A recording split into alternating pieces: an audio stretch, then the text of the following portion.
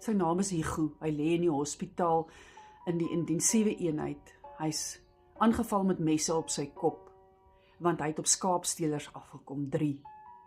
En die skaapstelers wou hom geëlimineer het, omdat hy hulle kon uitken. Soos ek hier sit uit my kamervenster uit, kyk ek hier oor, en soos die kraai vlieg, sal jy op daai plaas kom.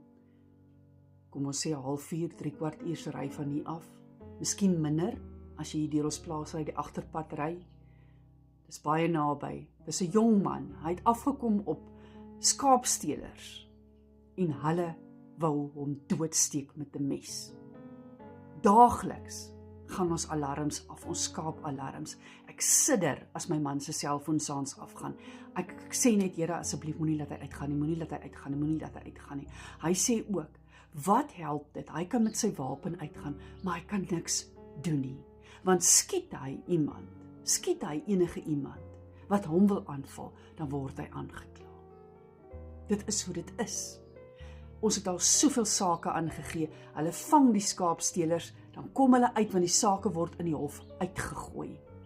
Hulle kom skotvry daarvan af, die polisie weet presies wie slag, hulle weet presies waar hulle slag, maar ongelukkig in die blok hier in Klawer, word daar gebruik, al te so goedkoop skape wat hulle so koop, want die steler is so goed soos die deler, maar hulle gee nie om nie, hulle deel graag, want dit is goedkoop vleis.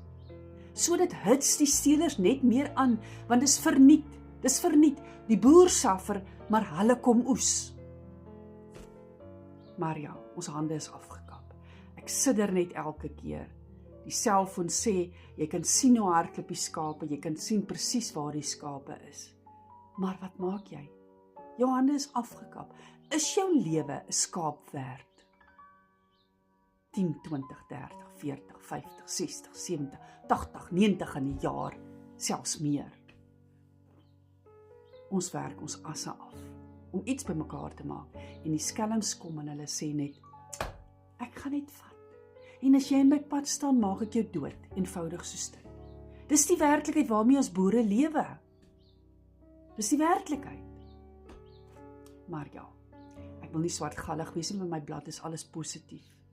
Maar sulke goed trek maar 'n mens af, en dit maak jou maar bekommerd, want dis hier om jou. En jy weet hulle kom op jou plaas, en jy weet hulle steel, en jy weet dit steel van 'n syndikaat, maar die polisie se oë is toegesluit, want hulle tree nie op nie, hulle doen niks nie.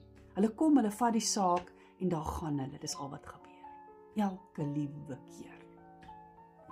Maar ja, bid vir daai boer, sy naam is Hugo, hy's 'n jong man, bid vir hom, dat die Here hom sal vashou, en dat hy hom sal bewaar.